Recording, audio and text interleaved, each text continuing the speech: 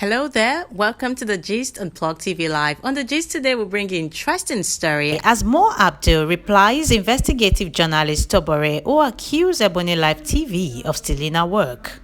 I would like to take a few minutes of your time today to shed some light on the recent allegations made by the investigative reporter Tobore Ovuorie. Ovuorie is my life story. As a result of a story, everything got scattered. Let's check out details. Hello and Happy New Year, everyone. My name is Abudu. I am the Chief Executive Officer of Ebony Life Media and Ebony Life Place. I would like to take a few minutes of your time today to shed some light on the recent allegations made by the investigative reporter Tobore Ovuorie.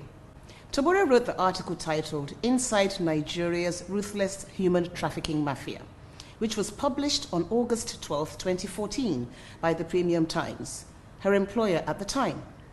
Premium Times Services Limited, publishers of Premium Times, has disclosed that journalist Tobore Ovuorie cannot lay claim to the copyright over the investigative report, which belongs to them. According to the Premium Times editor-in-chief, Mr. Mujid, only the media company and its partner on that project, ZAM Chronicles, can lay claim to the copyright for the report based on Nigeria's copyright law. We sought and obtained the rights from Premium Times, the owners of the story. As such, we fulfilled our legal obligation and do not take kindly to suggestions stating otherwise.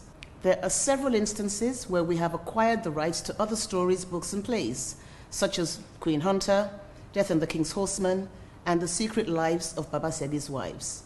This is how our industry works. We dare not make a film without acquiring the rights.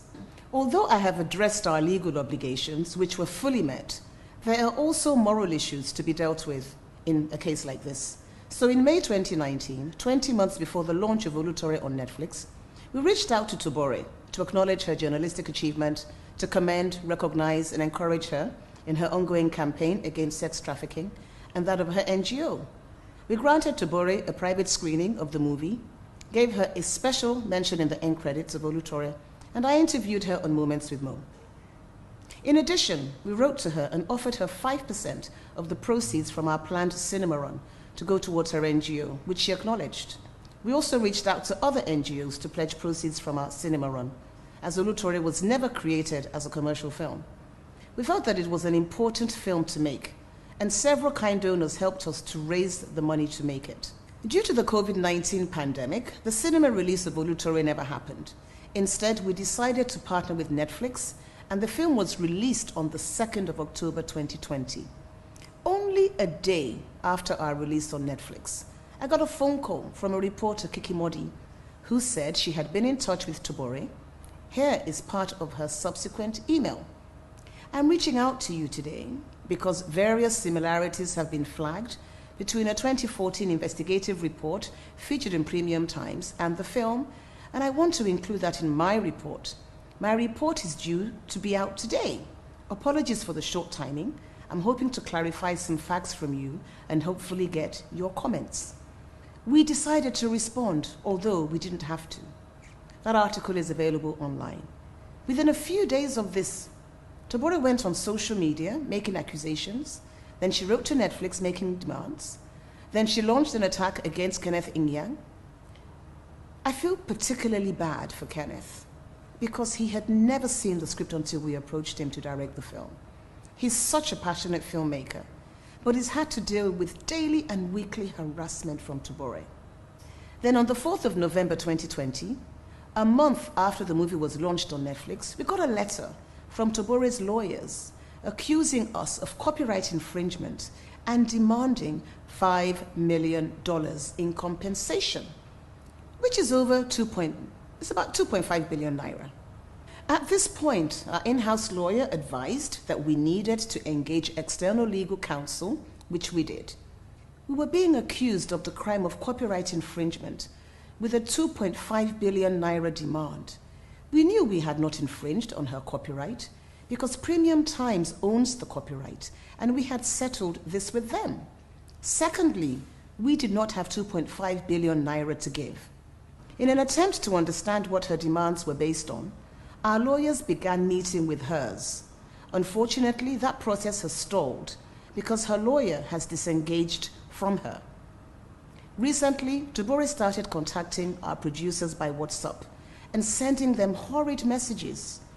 To me, Tobore's demands have become threatening, blackmailing, and extortionist in nature, and I do not respond to such methods.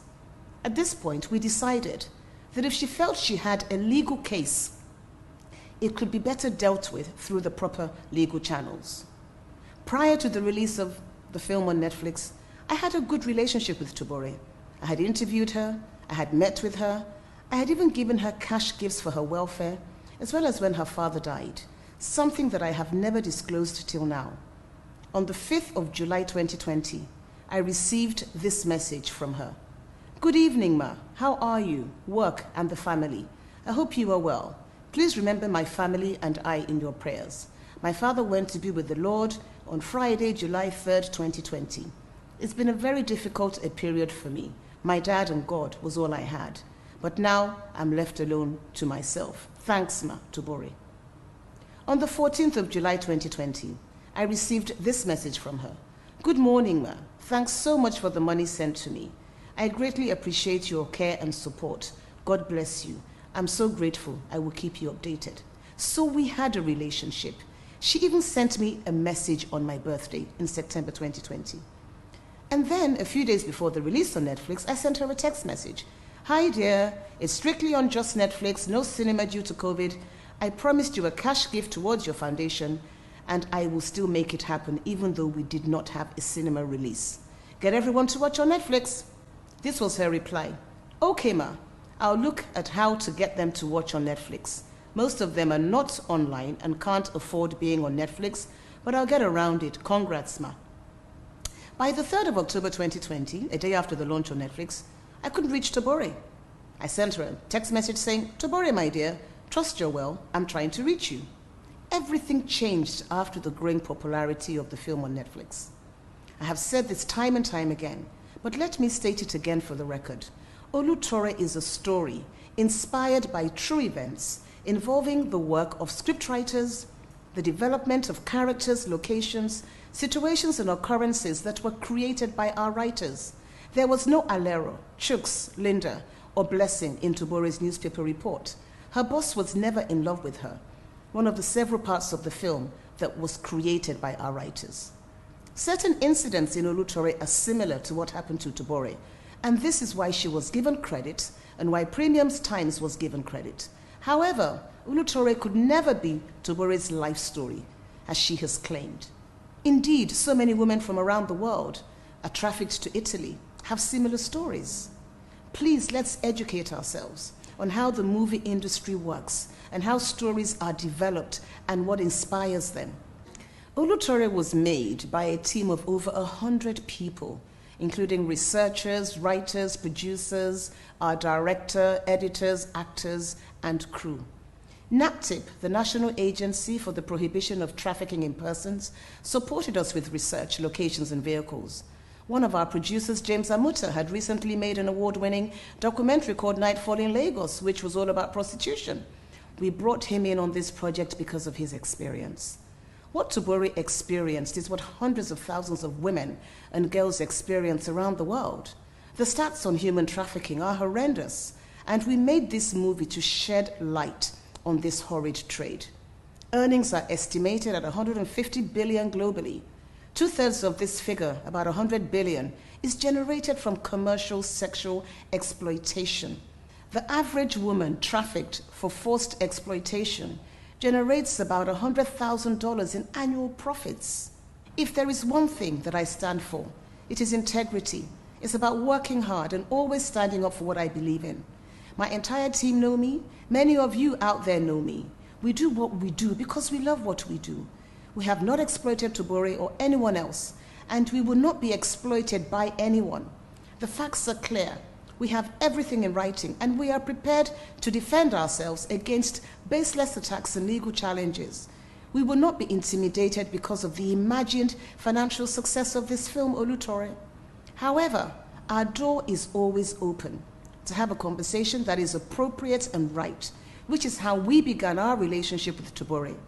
Anything else will be refuted and rebuffed, and if necessary, settled in a court of law. Finally, let me say that I have observed the sensationalized coverage and many of the comments on social media regarding this matter. None of it has been grounded in evidence that could be easily verified. The media did not even ask us to comment on the allegations before publishing them. Social media has given everyone a voice, and that's a good thing. But please, let's use it responsibly. Thank you for listening, and once again, Happy New Year.